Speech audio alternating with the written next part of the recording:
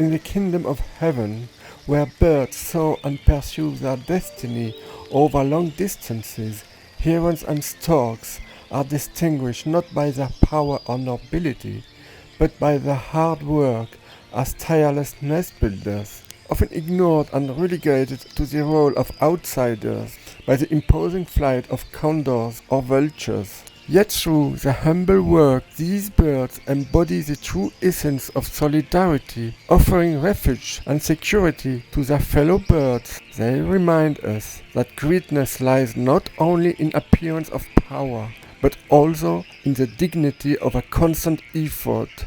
As a result, never be impressed. In summary, in a world where greatness is often defined by arrogance, true greatness lies in humility, work, and not in showing off. Never be impressed by all the clumsiness of this modern power and money-hungry world, whose tool is influence and manipulation. Have a great day, everyone.